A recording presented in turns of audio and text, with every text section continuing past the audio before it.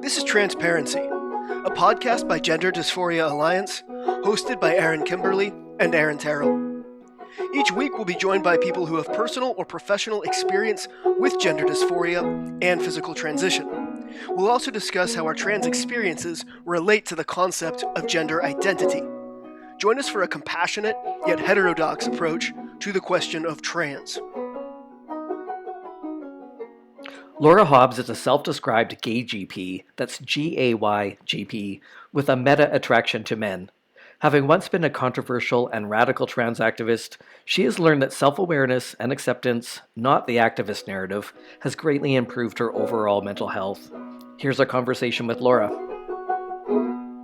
All right, welcome back to Transparency, everybody. I am Aaron Terrell, joined as always by Aaron Kimberly, and we have Laura Hobbs with us today, going to tell her story. So thank you very much for being here, Laura. Thank you for having me. So some of you know me as Laura Hobbs, some know me as CDG or call me D-Girl. I'm proud of getting my name and everything, my actual name changed and everything. So a while back, but I decided to just go with my actual name, just so people can kind of know me more personally. So that's why I put my actual name in my YouTube channel and on Twitter, because I'm more than just the moniker CDG. I'm Laura Hobbs. I have this whole interesting backstory and everything I'm sure you're excited to hear about. And I want to let people into my personal life. I want people to know the real me. We'll link to your channel as well in the liner notes so people can check out your channel. Appreciate it. Awesome. Thank you for having me. I'm really excited to be here. I recently kind of came back to the internet. I left for about a month, and this is perfect time for me to come on to your show and talk about things. Yeah.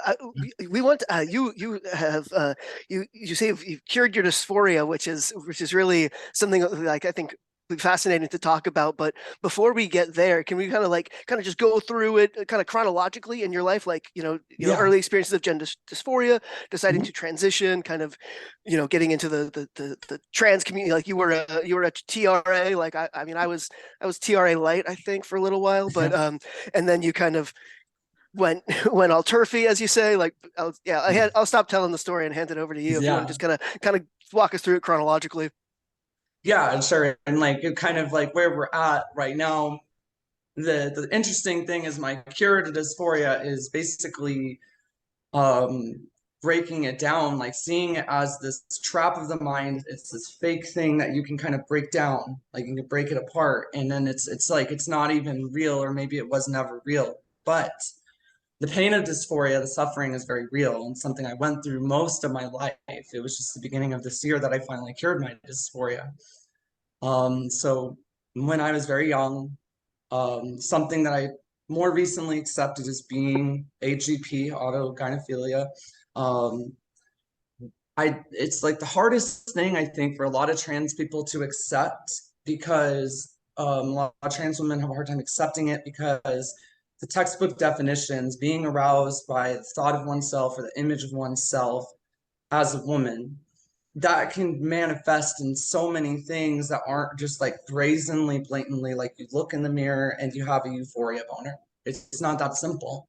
It could be like one time getting aroused, cross-dressed when you're very young, that really, like one little tiny little embarrassing thing is kind of like a tell that you're AGP. It's not necessarily so on the surface all the time, like you see with the fetishists that bother all of us, like really just kind of give us a bad name and embarrassing and just gross people. That's not what AGP is. I would argue that the majority of trans women are AGP.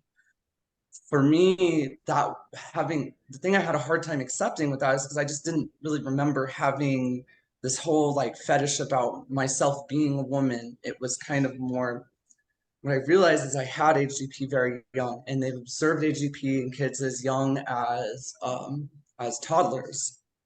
So I thought really hard, remembered very faint memories of arousal of the thought of becoming a girl.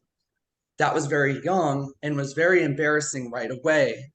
So just like I would get embarrassed, like if I for my birthday, I'd ask for girl toys. And one year I was in a Wendy's unwrapping a girl toy, and there was a parent staring at me. Just like, so I knew being aroused at the thought of myself becoming a girl was wrong. Trained myself not to think that way. Trained myself actually try to hide my, desire to become a girl. And when I was a kid, I tried to force myself to be like the boys, even though I didn't really like it. I just didn't want to get beat up. I didn't want to be bullied. I didn't want to be targeted. And I developed a meta attraction, and that kind of is how I sorted that auto arousal. Was I started finding my male friends attractive. And it was just kind of like, and then I was afraid of the secret that I'm gay, that I'm into boys. And that was kind of what I remember more, right? So I don't necessarily remember prior to the meta attraction. And I think that there's a lot of AGPs that it's like you learn very early on these coping mechanisms, and some people do a little better than others. Some people hold on to them, and that's why you see them displaying some. You can have a trans person who looks a little more well-adjusted than like Chris Chan or something, but they're still saying these things. They still have these kinds of like delusions that they get a period, stuff like that. That's physiological AGP. And then there's also different kinds of AGP, and so that's not one that I fall under. Never had any delusions about like what bodily functions I have. For me, it was kind of more the behavioral, wanting to see myself as a woman. It wasn't necessarily something that turned me on and gave me an erection kind of arousal directly. That was more when I didn't really understand what arousal was. It's like very, very little, when I had those auto arousal feelings. When I got older, it kind of manifests itself in like I dress up sexy and I'm thinking about getting, fucked. And can I cuss? I'm sorry if I can't. That's fine. Yeah, I do it all the time. And that turned me on, right? And so it finds a way to manifest itself in a way that's more acceptable for those who are AGP transsexuals that more likely to successfully transition, get something out of it, curing dysphoria. A lot of AGP transsexuals are kind of asexual, don't really want to have the arousal. And for a lot of AGPs, that's kind of the goal with going on HRT and getting surgery, is to get rid of that. So I think the difference between like a fetishistic AGP and like a transsexual AGP is the transsexual AGP generally wants to change, wants to be more adapted to society. Whereas the fetishist, once the euphoria boners are gone, their fun is gone. So that's why they tend to detransition and such. So when I was very young, I had developed this meta attraction. I'm getting into my just before my teenage years, and then when I was in my early teenagers, I'm having dreams about kissing my guy friends and stuff like that. And it's just like this big embarrassing secret. Like I thought it was closet gay, right? And it just didn't go away. And then like even when I started, so I'd have dysphoria too, right? The dysphoria came with it right away. So when I was little and I felt dysphoria over, seeing myself as a boy and not wanting that, and feeling like it's just this unattainable thing for me to be a girl. I'd be seen as this disgusting fetishist, this pervert, and all this stuff. And this is back in the 90s in the Midwest too. So I was really afraid of people thinking I'm gay, right? More than anything. That was kind of like ingrained in me, that fear of being outed, being gay, and getting, gay bashed. It followed me so much that like even when I finally started transitioning, it was like I was kind of like trying to find approval from somebody, trying to be like, okay, could this be a possibility for me? And I would make comments, I would joke, I would kind of like talking about like trans women, and it would be more in my like just daily speech with people. And that's when somebody said to me, you know, you should go gay, that would suit you. And I was like, well, I'm not gay, I'm not into guys, because I was like, you know, didn't want people to know. And you know, she's like, oh, you should be trans and you can be with women and be trans. And I'm like, it's kind of like I was waiting for someone to say that. And I was like, okay. So that's where I started. It was in about 2008, I think. And so I transitioned. How I old were you did, in I was 2008? 21 Okay, at okay, the time. okay. So I started dressing as a chick. I think it was a little before 21 that I started. I think it was like a couple of years before I got HRT. So I think I was like around like 19 or something actually when I started coming out to my friend, 18 or 19 when I came out to my friends. Um, but I didn't want them to think I'm gay. So told them all. Now this is before transbian had the connotation it has today. I went around and I was identifying as a transbian. And I would have been down to sleep with, you know, other trans women, but the thing is that it's just still like, even up until that point, and when I was younger and I was like trying to pursue women, or when I was like a kid, I was pursuing girls, it was like, it was just me like hovering up, masking that attraction. It was me trying to fit the role. And that was the thing that was always really weird when I was in a relationship, like, and when I had a girlfriend briefly, it would just not work out because it just felt like I'm forcing myself to do this performatively.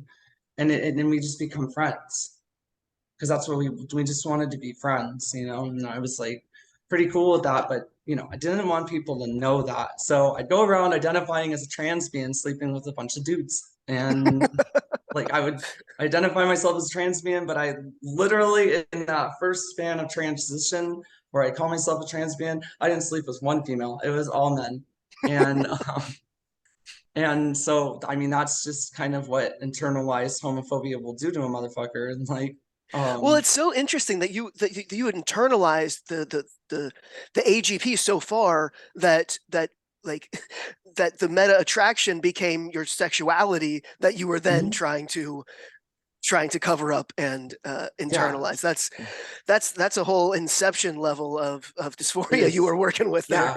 Yeah, it Okay. is. And yeah, it very much is. I would say the difference is usually like HSTS, they kind of find a way to like, you know, minimize their dysphoria when they're younger. For my situation, it still was following me much Right. older and was Yep. pretty aggressive and created a lot of like delusionment for me. So there's a lot of delusion involved. I was identifying myself as a trans man. I thought it was working. Like, you know, I don't think people were buying it at the time. Um, excuse me. And then so it was the thing that's really interesting too is that like as being saying like as I was saying like I cured my dysphoria. I think curing my dysphoria was a lot easier than reversing my meta attraction would ever be. I can't really picture how I would do that. And um so when so I would just pretty much like be with guys and yeah, and it's just like this inception level thing where, you know, that's my primary sexuality pretty much at that point. The way I've heard it described is with AGP, with gay GP, it's like the primary attraction, the heterosexuality gets overpowered by the meta attraction. So the meta attraction is now the more prominent one. Well, Um, it kind of sounds like that you don't have, and I've learned these terms, so I'm gonna so allo sexuality, right, being attraction to others, external attraction. It sounds like you have entirely internalized like your heterosexuality is entirely internalized. It's not, you're not attracted to women, you're only attracted to yourself as a woman, and therefore any external attraction is therefore going to be towards males, if that makes sense. well, Is that correct, yeah, do you think? it's kind of like that. Any attraction, the auto arousal that I have now is like codependent on the thought of being with a guy. So it's just very typical of like a normal sexuality. I imagine sex picture just something a little different than me than I've heard from some AGPs with meta attraction is in the meta fantasy, like the other person doesn't have a face. because it's more about the self. For me, I'm Mhm. picturing a person. I picture the face and everything. Seeing a guy with, you know, strong jaw, chiseled looks, he's got nice muscles and stuff, like, and I'm picturing him. But that's part of my auto fantasy, basically, my meta attraction. It's just become so deeply ingrained because I wanted so badly for so young just to be normal. So that was kind of like the normal that I created in in my meta, basically. That became my normal. I've read on AGP subforums or subreddits that like the only thing that like a lot of gay GP can do if they want to become, you know, not meta attracted, like just a normal heterosexual, is you have to resimulate heterosexual attraction, which like You never learned. I couldn't do it. Like, and that's the Right. thing. I was never really that interested in women, and like it's not like I'm not like disgusted by vagina. I guess some gay guys are supposed to be like, ew, gross. Like, and I'm not like, I mean, I've had sex with women and enjoyed it like about like 2, 3 partners out of like 25 or something. Um, and it wasn't like I didn't like it or anything. Like I enjoyed it, but it wasn't fulfilling. It wasn't really what I wanted. It was kind of more me doing it for her. Um, and that, yeah, so that's kind of the thing, is like I don't really want to resimulate a heterosexual attraction. And so like why would I like put in all the effort to Mhm. try to like train myself to be like heterosexual again, which I mean, I never really got like it. I never really got the hang of that when I was trying to, you know, mask my meta attraction and trying to pretend to not be attracted to the thought of being with like my male friends. So it's just not something that goes away. You can cure your dysphoria a lot easier than resimulate your heterosexuality if you're a GP. Mhm. So you transitioned around 2008. Um, then you went full TRA. Do you want to talk about how? So how I Yeah, went yeah, full yeah, tra. Yeah. yeah. Okay. So there is another Well, they part of this. I'm try. also Yeah. I don't know if I told you, I'm also a retransitioner. So I did detransition at a Oh, point. okay, yeah, yeah. So we should talk about that as So well. Okay. yeah, so that's kind of the next part of the story, is I just kind of got to this point where I felt like I had failed transition. I wasn't passing. I was having a hard time keeping a job. My family was treating me like a black sheep and I missed them. There's just a lot of things like not passing, not being able to hold a job, and being alienated from my family were some of the main ones. And so eventually I just stopped taking care of myself anyways, and I was just getting fat, and I stopped shaving, stopped taking my hormones. I just stopped taking them cold turkey, which like that probably did some bad things to my body, but you know. And I ended up very quickly in a very codependent relationship with someone. Now, that person, I told them pretty straight up, like my plan, because I was going to school. I had stopped pursuing a career as a bass player in a deathcore band, and I started pursuing computer science. And my plan was to become very wealthy, and I could get all of the certs that I want, and I would pass, and it would be like effortless at that point. But I just got to do the hard work while I'm detransitioned to get the money to do it, get the degree and everything. And so I was in this relationship with a trans woman who, and then I was like detransed. And I told her I wanted to do that retransition, but she wanted me, you know, to stay her man. And it just got to and when I started telling her, hey, you know, like even though I haven't made it into this career, like you know, I'm more and more tempted every day just to retransition on a dime and see what I can do, because life is short. And that's where the relationship, I just could tell, wasn't going to work out. It was kind of an abusive relationship. I have forgiven her for some of the physical and mental abuse that she put me through. We are friends. And I don't blame her for not wanting to be with me necessarily after retransition, because, you know, I told her, but it was just me saying. It's not the same as believing. She didn't think I was really going to do it. I have forgiven her for some of the abuse and stuff. We're still friends, but yeah, that relationship got really abusive. And then during COVID, that was around the time that she started cheating on me. So I would get in trouble for like wanting to go out or anything on my birthday and like the beginning of COVID in like March, and then she was out sleeping around.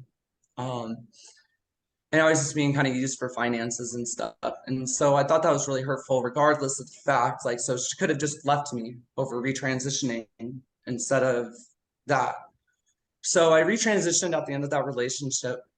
I had been, you know, a liberal, lefty, socialist, Bernie supporter and everything, and Bernie losing in the primaries kind of radicalized me quite a bit. Um, my partner was very much like a lib, and I would want to like outdo her, and I went very radically to the left. One of my motivators to retransition was that this girl just didn't do shit to try to transition, like kind of a passoid, but with zero effort. And I'm like, I could try a little better, you know, I could try a little harder. So, and then I It sounds like you had retransitioned. the internet in your house, like the social media trans dynamics. Anyway, sorry, go on. Yeah, yeah, exactly. Very much so. So then when I retransitioned, I was very much also at the same time trying to move my politics more radically to the left because of my upset over what happened with Bernie Sanders, and you know, just outdoing her. And I very much throughout my had been like a liberal to just more of a far left during all that time. I was very like into the purity politics, wanted to be very like principled and everything. Of an anarcho-communist. I wanted to make sure that I wasn't stepping on anybody, that I wasn't, you know, being I was very like, you know how people wear all their like mental illnesses on their shoulder, like they'll put it on their bio and stuff. I didn't want to be the person to like hurt that person and push them over the edge. And that Yeah. was kind of part of what drove me to, you know, cater so much to the extreme left and all the tankies I was hanging around and stuff. So when she cheated on me, we broke up, we lived together for a month, but then she's, you know, demanding a lot of me, like as if I was still her partner. And I was like, I got to get out of here. I started, you know, sleeping at dates, houses and stuff. And I went into this polycule. And As you do. so, yeah. And so that was organized emotional abuse. And basically I came in and like one I first saw went into a dysphoric depressive spiral right like the next day and like couldn't be like bothered by anyone. And then the other two, I got really kind of close to one of them, and the other one was jealous. So then the one that was going to be my girlfriend, it took her about a week to start treating me like shit, to cater to her girlfriend. And they would just kind of bully me in the house. And I eventually just felt like kind of shitty, like living in their house. Well, I'm not really getting along, right? And so I decided to go live in my car. So, and at the end of 2020, I was, you know, sleeping in my car. Um, I had a friend who would let me stay with her sometimes, but you know, it wasn't like a regular thing up until New Year's Day, in 2021, when I was sleeping outside in my car and it was freezing cold, and she called me and she's like, "Look, I had a friend who was homeless who died from hypothermia. I don't want it to happen to you." So I started staying with her, and it was that point. 6 days into that, I had gotten robbed at gunpoint at work for twice in 2 months. So the second time it happened, I took a few days off work and I was going to go back, and I just couldn't bring myself to go back to that place. Um, so I was without a job for about 2 months. First time in my adult life not having a job. You know, I started being really creative. I did all this art. I was doing a lot of like my TRAW activist content. I was kind of a grifter at the time too. Like I was just trying to get like some money and fame. I would post some very extreme TRAW videos. Um, I would Kind of do like what? I would do sex art or sex work online, and I was talking about meeting clients and stuff, and I'm glad I never really got into that because it was probably going to be really sketchy. But so I started doing kind of like I'd cross my content politically over with my porn content because I was the pro sex, pro like body positivity stuff. And I thought it was like a good idea to combine them.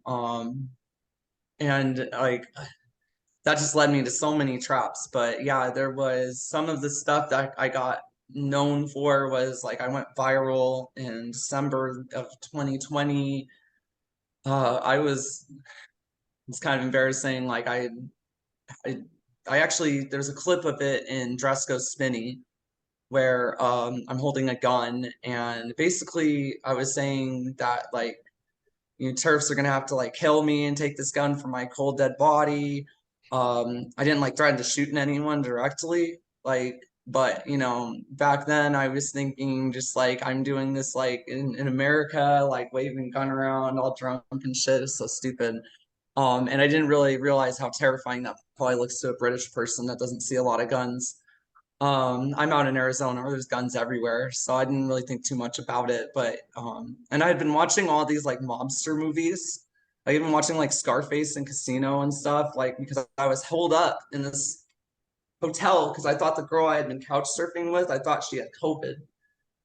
So yeah, that I had been just like isolated watching these like gangster movies, and then like I'm arguing with these rad femmes, and one of them they start going after the fact that I have pictures posing with my gun all over my timeline. And they're like, this person's insane, should not have a gun. And that's when I was like, you're just a bunch of cowards.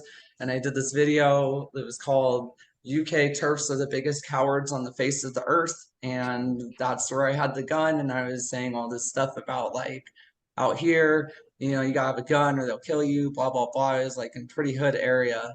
But yeah, I didn't really think about how that's a very threatening posture to make a gun video like that. And so that was the first time I was kind of put on the GC radar and I went a little bit viral.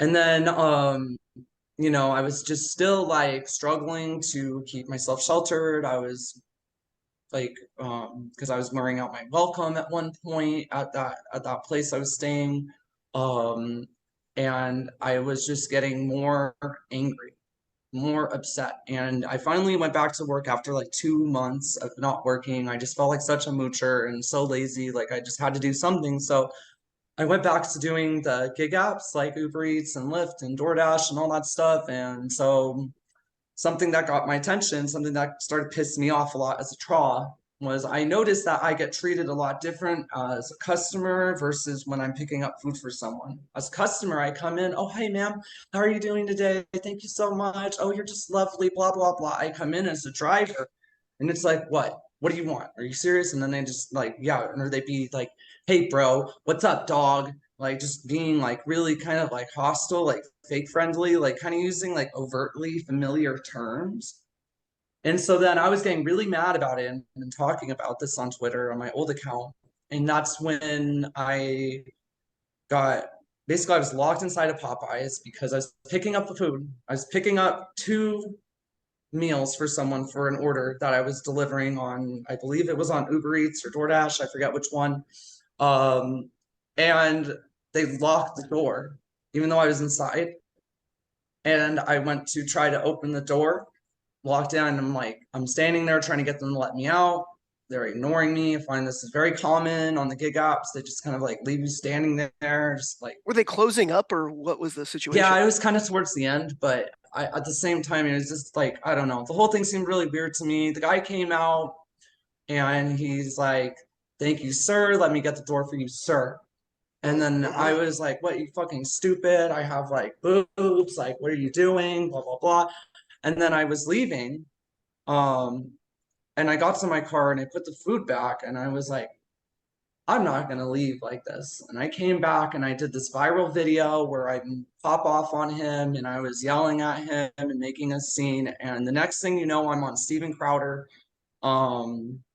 And I've got like literally like a Nazi writing an article about me, and everybody in Stormfront's like talking about me and shit. And I have like a Kiwi Farms thread and a lot of hate comments, like a lot of hate. And so I think I kind of needed that, honestly, because I was very delusional. And I thought I was doing the good thing. Like I thought I was doing the right thing. Thought I was, you know, the more that I would just push myself to be this kind of like edgy traw, I felt like I was protecting other traws. It's like I felt like I was protecting trans women who might not have as like much passing privilege as I even do.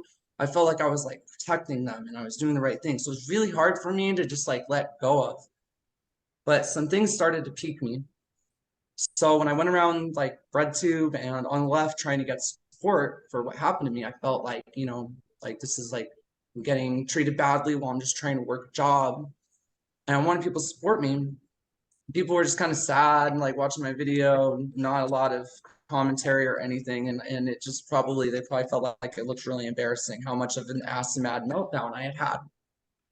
But it wasn't even just like a month later that there was the Wee Spa incident happened, where Darren Roger, if you're familiar, went into the Wee Spa in downtown Los Angeles and exposed himself to several women, including a young girl.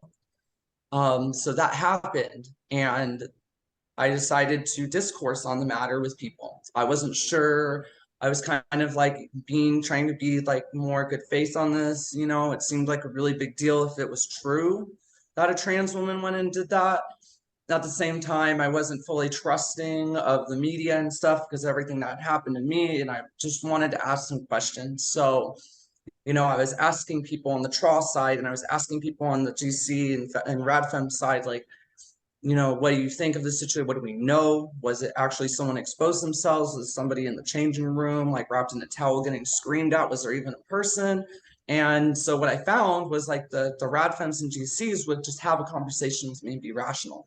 And then I noticed that the TRAWs were just extremely bad based.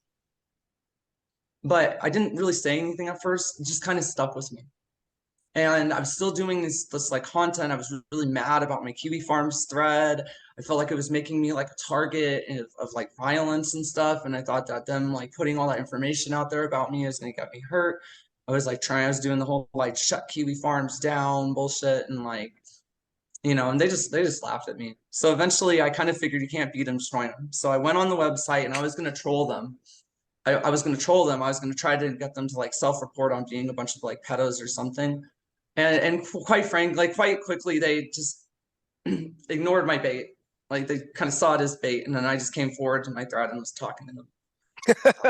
You know, and then it was like a few days later, so I'd seen them talking about Chris Chan, and I did some research on like who Chris Chan is, and I noticed that we had a mutual stalker, this guy named Jacob Sockness. So then I started reading about Jacob Sockness, and that's where I caught like a rumor of the Chris Chan confession on the phone call to raping Barb, his mother. I found that like the night before the leak had come out, somebody was trolling saying that Jacob Sockness had hacked Chris Chan's computer. So this is one of the people who, you know, participated in that gay op where they got that confession from Chris. And then I was doing like just like my deliveries, right? I was driving around doing deliveries. And that was, so then the next morning, my friend sent me a message and was like, hey, did you hear about the phone call with Chris Chan confessing to raping Barb? And I was like, wait, I heard something about that, but it wasn't a phone call that I had heard about. So that's when I knew, like, you know, that was kind of an odd thing. And that came up in my research about Isabella Janke. I heard the recording. You hear this creepy ass girl talking to this creepy ass man. He's talking about raping his mom, and she's encouraging him, telling him that it's okay for him to keep doing. Wait, I should backtrack a little bit. So the reason I became interested in this was because Chris Chan confessed to raping his mom. I had to respond to that, right? So like I felt the need to respond to that because on the left and in anarcho-communists I was associated with genderqueers and everything, they were going to defend Chris Chan's pronouns. So I figured people are going to expect me, the person who had a batshit meltdown about pronouns, to defend his pronouns. I will not. And I will make it a point that, like, and I didn't misgender Chris at first, but I told people, like, why are you going to make enemies with the people who do? This man raped his mom, right? And so I quickly kind of became a heel from that. Like, I started getting people mad, and then that's when the bombshell dropped about like who ILJ is, because that phone call came out, right?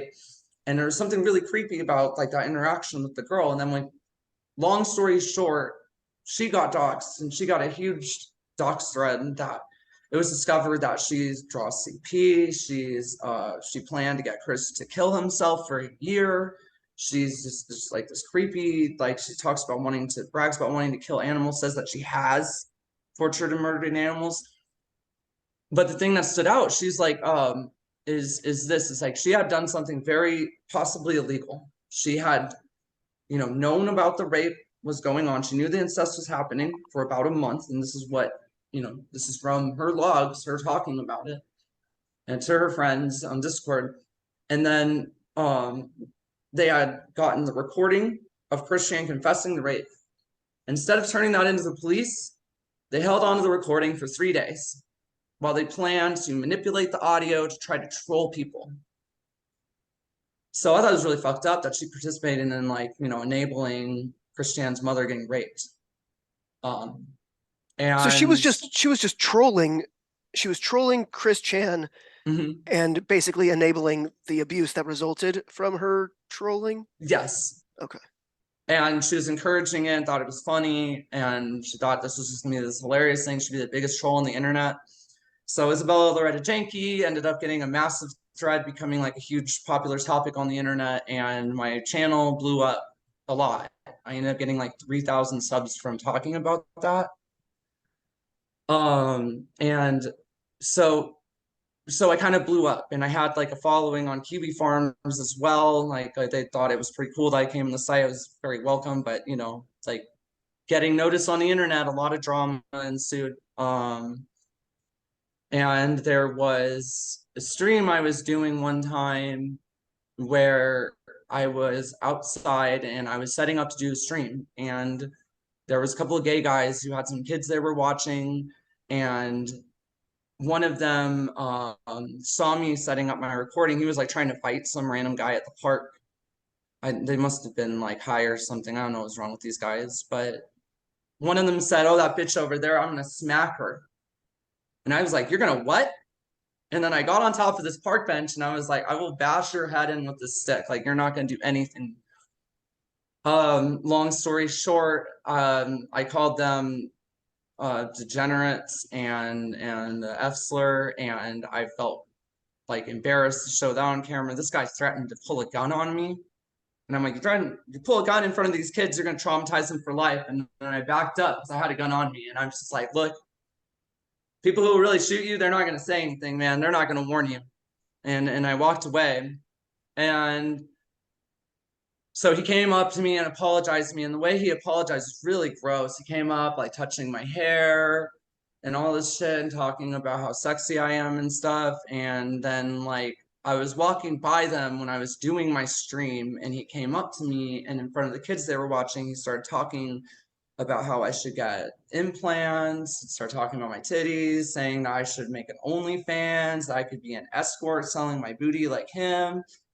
And I'm just like, live on stream, like, this is so awful and like bad, obviously, but that's this guy, right? Well, I got blamed for their behavior. And then there was basically the way people described it on my thread, and this went around that like I talked to kids about sex work, which is bullshit. I didn't choose for those guys to come up to me, touching my hair, telling me I should be a prostitute like them. That's them. But my thread praised them, which is why I know now that like some of the posters on Kiwi Farms are just disingenuous. They're getting praised and called based for like, I don't know, like making me uncomfortable. But anyways, like that kind of time. And then I proceeded to like what ended up happening when I got canceled over that. I was really upset. Like I hate it how gay males and trans women go around and be so fetishistic and disgusting, and then I get blamed for this shit. So I went on and I said, and this was mainly aimed at, you know, gays and trans, but I put the whole acronym LGBT for, you know, just not really thinking of that nuance. And I said, if the LGBT wants to be treated with respect, we can't treat society like a strip club. And said that I'm just done with all the porn and perverts and shit. And I'd been done doing sex work for a long time, but I was just at that point, hey, it's like I'm fed up with this. And I posted that on Twitter, because I was just like being upset over getting canceled over what those fucking gay guys did. And that I got mega canceled for that. And that tweet blew up. I had like Katie Montgomery, Doe, Demon Mama, there's a couple other people commenting and like just ratioing the shit out of me. And that was kind of when I even got like a direct message on Twitter saying that I was like that you're excommunicated from the trans community and the left. Like I got like an official DM excommunicating me. And then so then there's like no reason for me to be PC and stuff after that. I stopped, you know, giving people undeserved pronouns. I started just, you know, being very critical of how the trans left and tras enable predators, and started just becoming very critical to the point of referring to it as a cult.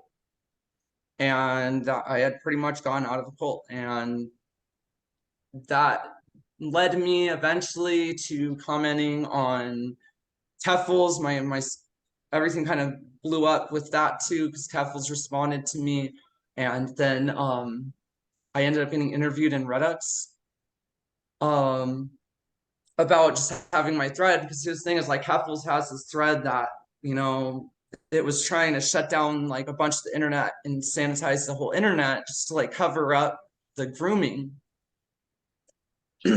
Like, I don't necessarily have the most savory thread. I'm not proud of everything that they've reported on me in there, but I'll own up to it. She, on the other hand, wanted to erase humor from the internet to cover her tracks. So, you know, I spoke out against Teffels. I spoke out in defense of Kiwi Farms. I continued to get a lot of hate from trans women over my views, which that really hurt. You know, it's like, I'm attracted to trans women and men. That's my that's what I like. Pre-op trans women and men. And so to have all these trans women just hating on me, it kind of hurt my feelings a little bit more, because it's like some of them I think are kind of cute, and then they're just like shitting on me, and it's like, ouch, you know? And then it was like it got to this point where interacting with trans women, I'd kind of start to like really hate trans women a lot, and interacting with them would just boil up my dysphoria a lot, you know, and have to really limit myself. We had some HSTS join my Discord server that then, you know, they bullied me about being bisexual, said that I'm just, you know, fetishizing the experience of gay men, and I'm just like, that I shouldn't be allowed to, like, you know, I should be like, I don't know what they wanted me to do. Like, they're just saying like it's bad that I say that I am into men and I'm not really bi, I'm actually just straight. And we got into this whole argument, and they left the server, and I just hated HSTS after that. And so I spread a lot of like really anti HSTS pro AGP memes. I got a huge dunk on Flemings. He got him all ass mad one day, and he blocked me. That was fun. And it was fun. You know, I was like memeing this stuff like AGP or the true trans kind of stuff. And it's a joke, but at the same time, like, I didn't realize, like, as hurt as I was by certain HSTSs, those same HSTSs were kind of hurt by my jokes. So we had, you know, we had a truce. We had a meeting and conversated about this. Some of the HSTS that were bullying me before, that made me kind of spiral into this hateful tangent, and we worked it out. Like, I realized that my jokes are having an effect on them, and then they realized that it's not good for them to like punch down at me and be mean to me for being bi. And we made peace. But it was around right before that it was during the holidays, I was having these extremely dysphoric cycles. And there was one night, it was on New Year's Eve, I was really, really dysphoric, to the point I was just a sobbing mess. I couldn't enjoy my New Year's Eve at all. And I went into the trans maxing server on Discord, and I just started self-deprecating, like the worst place to do it too. And I just shitting on myself. It was really embarrassing. So that's when I, told my Kiwi Farms thread off basically over the rumor they had put around for a year, and decided not to go on my thread anymore. And I decided I'm leaving the internet. I was really upset with myself having that meltdown. I was really sick of reading into hate comments. I'm still not reading into hate comments. If you're posting hate comments about me, I'm probably not reading them. So, I might just read like the first part that seems like hateful or over the top critical and just move on. And I took a break from the internet, but it was a little bit before that I had noticed something. Was the people in my server, we have a trans woman who's not dysphoric, has never been dysphoric. She's been transitioned successfully, very passing for about 27 years. And she says things that just trigger the dysphorics in my server so much. And the thing is that she's not even trying to. They get so upset with her not having dysphoria, being trans, being so passing, not claiming not to be HGP, but also attracted to women. And it just gets people really mad. They want her to like admit to being HGP, and then they want her to admit that dysphoria is real and she's not taking it seriously, and they're just spiraling. She just gets them going, right? And I just thought it was so funny. And I'm just like, God, like it's starting to make me just want to like cure my dysphoria so I can like join in on the fun. And so it was kind of like a meme at first. I said it to troll a little bit, but it's the funny thing is like when I said it, I cured my dysphoria. It was like right away, like I knew I actually had. So it was kind of like I was posting a meme the very first time I did it. But it was like, but wait, yeah, like I really did. Like this isn't actually a joke. Like I don't care about those feelings anymore. I don't want to have those spirals anymore. Like I'm gonna shut them down before they start. These spikes and troughs of dysphoria that I was having, my life being all unstable. So I finally kind of like reassessed the tools I had used to deal with like a lot of the transphobia and hate that I had received, a lot of the hate just from going viral. I went after Keffels for being a groomer. I defended like the detransers, like I was very defensive of Shapeshifter and Casey Miller. The stuff people say to them is just hideous. Like their comments are just awful, and they don't deserve that kind of hate. So standing up for them, some of the things like I learned, like the Serenity prayer, knowing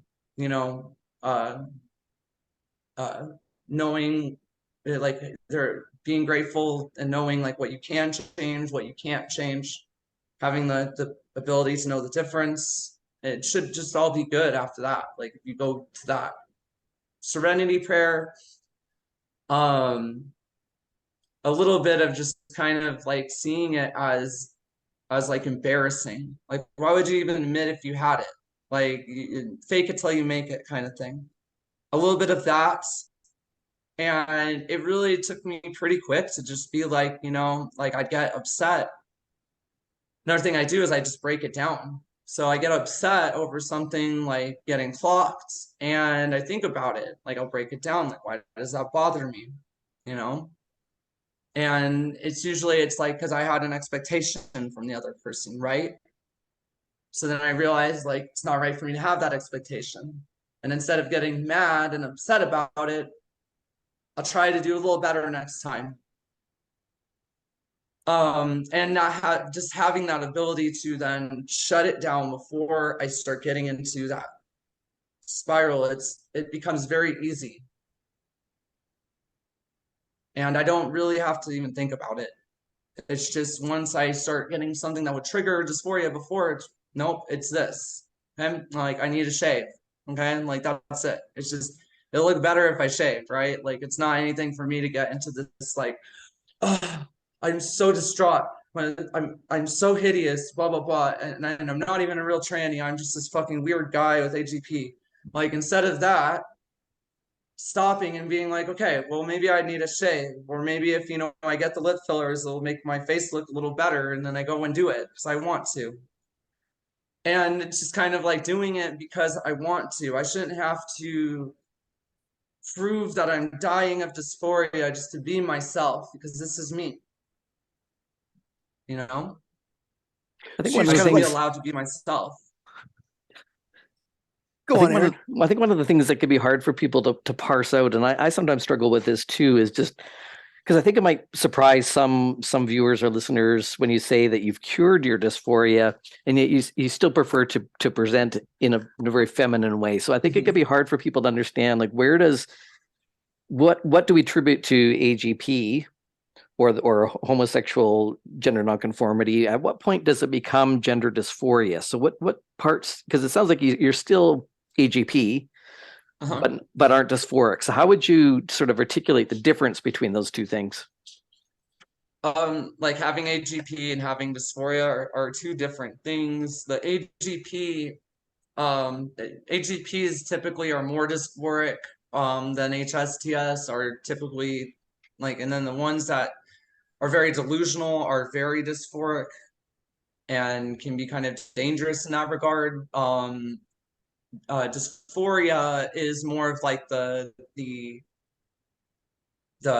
pain and loss feeling of not being able to have the appearance and not being the opposite sex, right? So being AGP, that then, you know, can manifest into dysphoria, like, because you're not, it's like you realize that you're not. You get euphoric thinking of yourself as a girl, thinking of yourself as a woman. Once something wakes you up and you realize, well, no, I'm actually a dude, then you get that disappointment, right? So it's like that disappointment, that longing, that sadness, and like kind of like a wallowing spiral is what I would say dysphoria was. So I had AGP my whole life, but when I was little, I would go through dysphoric spirals every day. It would be like I would be all euphoric, thinking like I'm gonna grow up, I'm gonna be a girl one day. There's all these magical things I'm reading about on the internet, and then realizing I'm not very feminine. I was a boy and all this stuff, and I'm just like, I get sad, right? I get the gender sads. So, So what helped with so that? You said, because you with said the you were able to address the dysphoria. So what helped you to, was it just a self-acceptance that you are a male with self-acceptance, yeah. AGP and you've just learned to embrace that about yourself, or what? And I think that's part of it is I had been embracing it for a long time prior. I think that really helped.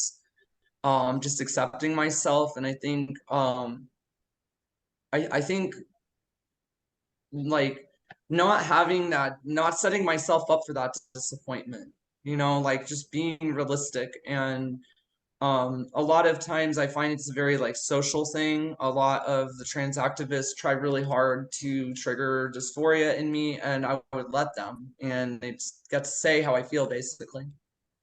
And by, you know, not showing that weakness or just getting like working on it, working on kind of controlling that and everything, I was already getting a lot of leeway. The things they were saying was not having the same effect on me. I would say once it got to the point that I found, you know, their dysphoric meltdowns and their kind of like what they demand due to their dysphoria, what they demand of others to compensate for their dysphoria. I mean, it just became very like laughable and it's just like mock worthy. And it was around that time, it's like it's almost like even like that humor, that edgy humor of like making fun of the concept of dysphoria, like this is such fake bullshit, that kind of pushed me over the edge to where it's like I just don't have that problem. And so I say this, you know, I say dysphoria isn't real. I understand that people suffer real dysphoria. I did myself up until recent, but thinking of it like it's not like a real impenetrable thing, and think of it like it's actually these other underlying problems that we have, which then get identified as dysphoria. So AGP can turn into dysphoria, right? You can gain dysphoria from AGP, but you can definitely manage or eliminate it.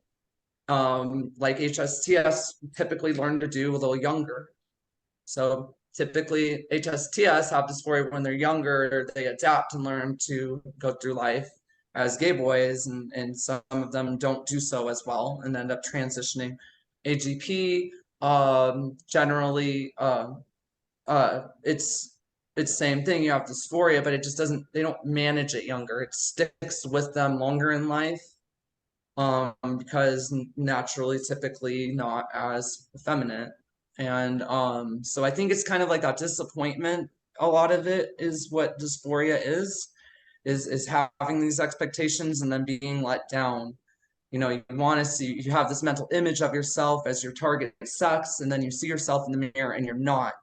And it can be kind of, you know, it can kind of be upsetting. It can be a big letdown. But instead of just, you know, instead what I do is I'm just very like more self-aware of who I am, what I look like, what my limitations are. And if there's something I don't like that I can change, you know, instead of complaining about it, I just change it. So So it sounds it's doing transition because I want to, not because I've got to beg, because I'm suffering and dying and I'm going to die without it. And I don't have to tell people I'm going to commit suicide or anything like that if they don't give me what I want. Like, it's doing it because I want to. And that should be fine. There shouldn't be someone tell me I can't. I should be allowed to do it. I think honestly, I don't see why. And if the complaint is that like taxpayers would then pay for it, I don't understand why like cosmetic surgeries and stuff are reserved for the rich anyways. If you in Brazil, you can be a common person, get surgery, and it's subsidized. And I think it really should be for anyone. Like, why should beauty be gate kept by the rich elite? so it sounds like from your perspective, like there's the gender incongruence, and that can exist for whatever reason, but but for you, kind of in your definition, it sounds like dysphoria is just the mental turmoil that the incongruence can cause. Okay. Yeah. Okay. Yeah, and so it is a very like mental thing, and I think it is kind of an uh, uh, what is the word? Iatrogenic illness. So someone tells you you have dysphoria, and these symptoms you have, it could be depression, it could be, you know, the gender incongruence, it could be AGP related, HSTS related.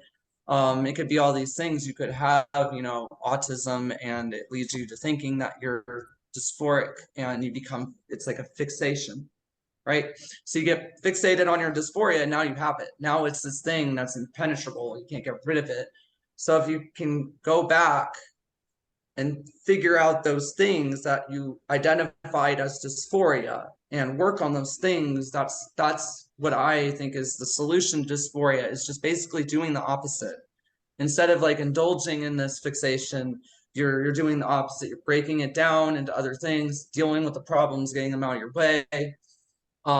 You're being, you know, less self-centered. You're thinking less about the self, more about people around you, rising to the occasion, and, you know, putting other people in front of you and putting like a higher cause above yourself. I've seen other people talk about curing dysphoria, saying that religion helps. For me, work helps, because I'm very much like about work. And so for me, just working, like that really was like a higher cause. Like my workers, I'm run a restaurant, I'm general manager, and I have my workers, and I, you know, I care a lot about them. And so putting them first, and, you know, putting the business first, like that was very like helpful distraction. And I think that's part of it too, is like we have to have these healthy relationships with people that aren't about, you know, mending our suffering and them, you know, affirming anything to us. We have to have these normal interactions where we're putting somebody else above ourselves. Like that, I think really is the opposite of dysphoria. And when you do that, you're just whittling it down to where it's this thing in the back of your head that you're like, you know, I don't need to feel like that. I don't need to let, you know, like, yeah, sure, I wish I had a vagina, but I probably never will. And so it's just time to accept it and move on. So it sounds very much like you, and I think we've obviously come to this conclusion as well, is that the narrative that we're fed, like trans ideology, it was basically what caused and contributed significantly to your gender dysphoria. Like so the you know the you know, as we understand of queer theory, is basically, you know, purported to be for our service, but it's kind of like, it sounds like that's what's given you such a rough go of your, you know, gender incongruence, or your AGP is like kind of having this unrealistic expectation Mhm. of those around you and reality itself, and that's essentially what's caused you so much turmoil. Yeah, you have this expectation that you're gonna look in the mirror and see your target sex, and you don't, and it's really disappointing. People, point out that you're clockable and this and that. Like, it's very disappointing. You're hoping that they're gonna say that you look really good, and I think that's part of it for me also too. Just I think it's really good that you do this program too. I think it's very good that there's this kind of like raw, uncut version of what it's like for us. Part of it too, I just felt very alienated. When I first transitioned, when I detransitioned and retransitioning, it was like I was always just kind of like a reject socially. Like in high school, I was this like goth kid and I wear makeup and it was kind of a cope, like we're makeup and dresses, but we're cool, we're like edgy, we're like rock stars, right? But I got to wear girl clothes and not get made fun of as much. But I still get bullied by the jocks, right? And then the jocks all came out as gay and they were all the popular drag queens at the club. And I was just the weird one in 2008. I was like the one tranny there, and all the drag queens were all popular and cool. And I was like the weird one who's taking the actual HRT and stuff. Um, and then it became like I'm the AGP as I moved into, like Blanchardism. It's like I'm the AGP just getting bullied by all the like cool, pretty, popular kids. And I really hate how, like, in mainstream gay and trans, it's like you only get this representation that's super, like, polished and perfect looking. That's why you have some of these, like, rich and famous trans men who were mocking Casey Miller for going bald. And it's just really disgusting. You have these people who have so much access to cosmetics and surgery, and they're definitely part of the elite, shitting on normal people who, we might not necessarily have the money for surge. We might not necessarily have the perfect transition because we're poor, right? Like, and so then we got shit on for that. And so I think it's kind of like this hierarchy of validation that a lot of us get trapped into. That's like kind of more of the social aspect, is that you have to pass a certain way to be valid. And so a lot of people just can't get out of that rut of chasing that validation. And you'll see this on like the AGP side with a lot of depression and coping. You'll see this with a lot of HSTS coping by, throwing AGPs under the bus and constantly having to talk about how perfect they are to try to get people to reaffirm that to them. It's like the dysphoria, I think a lot of it has to do with like not only like what you see in yourself that's disappointing, but then just kind of how other people are receiving you and where you're put on this hierarchy. So again, seeing all that for what it is, this big giant facade, it's just really easy for me to let go of dysphoric feelings. Not my fault that these people got lucky and got rich and they have all of the cosmetics and surgery they could want. It's not my fault. I did everything I could. Yeah, I can relate to what you're saying, as far as the ideology creating some of the turmoil, because I think when you understand what queer theory was originally meant to do, it's meant to be destabilizing. It's meant to destabilize our society. And when we take that on as a psychology to explain ourselves, I do think it leaves us in a state of turmoil. I think it's really hard to be grounded as an individual if you really base your identity on those theories, because the theories are meant to be destabilizing. Yeah, and they really are. I mean, it's like up is down, blue is brown. Like they really kind of like queer theory really kind of just like takes the language apart to where the words lose their meaning, I feel like. And I can see what your point that it can create an unrealistic standard, or it's something that we're trying to achieve that we can never really achieve. And if we feel like I can never be happy unless I achieve that, then where do we land, right? We just could potentially spend the rest of our lives feeling dissatisfied with ourselves and our lives. Mm-hmm. And you'll have people telling you that you need to bow down, and like they have more of the, they've had a more successful transition. You are to bow to them, and their opinions are more valid, and it doesn't really matter like what they even like how much knowledge they have is just about passing, and that makes that person better than you, and they have more of a say in things than you. And it's like a big popularity contest. It's really gross. It's really obscene. It's like no wonder people like I see that kind of stuff, that kind of behavior, and it's like no wonder people think we're crazy and want nothing to do with us. Well, thank you for coming on and telling us your story, Laura. This has been really fascinating. I wasn't aware of your kind of. I was aware of you as like kind of the for lack of a better term, like self-aware AGP who's willing to get into this stuff and talk about it, and being critical of the ideology. I wasn't aware really of your passive, like that the whole Kiwi Farms and the kind of live stream notoriety stuff. So that's all that's all been interesting to hear about. So thank you for telling it all. Thank you. And if can I add one more thing? Is just that what was it? There was one other thing I was going to say. Yeah. Was that shoot, I just had it and I just lost it, and it might come right back to me. But okay, yeah, about like where I am with Blanchard and everything. I think of it as a good starting point. I don't think that it has all the answers. I think that it is a good starting point. I don't think it's necessarily like a bunk typology, as some people suggest. But I do think that like bisexuality is real, and I think that gay GP is a real thing. That's just not something you can just willy-nilly reverse. And so I stand by that statement. I think that when people shame my meta attraction, that is homophobic on their part. I think that when people try to be biphobic to me, that is also, completely bigoted. The reasons why I have meta attraction, and why I am bisexual is because of my AGP, and I don't think there's anything wrong with me being bisexual or having a meta attraction to males, and that's just kind of like permeated. So I just think that it's even though like I don't think Blanchard got it wrong necessarily, but I do think that like some AGPs, like the meta is real. Like the meta is just as real as the real sexuality as a non-meta attraction.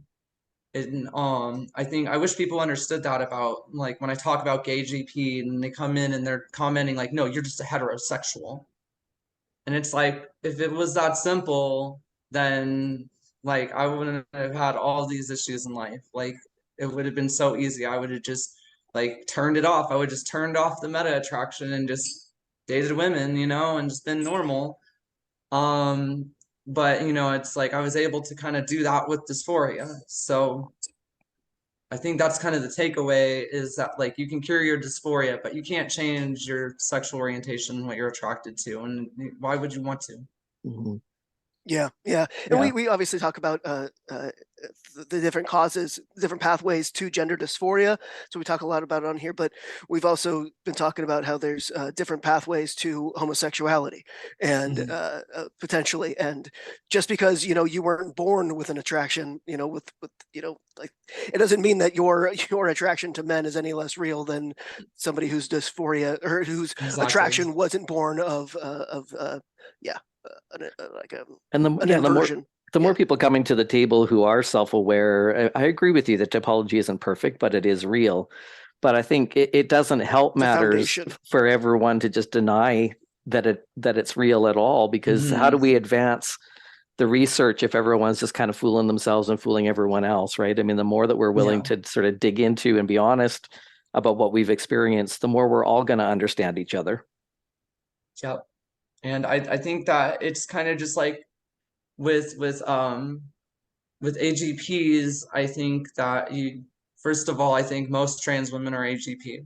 So like I think the data they kind of bears that as well. Yeah.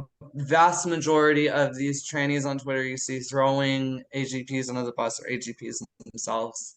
Yeah, they're just not willing to accept it. Yeah. Yep. It could be something very young when they had some kind of like an autoarousal that they're in denial or have masked with meta. But it's a very real thing. Well, And I I think a think lot of their denial has to do with the fact that it's kind of cartoonized, like it's by Mhm. both the trans activists and the feminists. It's kind of Oh yeah. vilified, and it's like a Oh cartoon yeah. villain, and so it's easy for somebody to go, "Oh, I'm not that," you know? Oh yeah, you'd be surprised like the kind of hateful things I get said to me from trans activists who are supposedly the pro-trans ones because I, own my AGP. Um, Another thing, I just think that it really is like a real attraction, and bisexuality is real and all, and I identify as bisexual, but like I'm not really into women. I've just been with women and don't think women are gross. I think that's kind of, you know, I don't know if gay men are really that grossed out by a vagina, or if they're just being kind of misogynistic when they make comments about how disgusting they think vaginas are.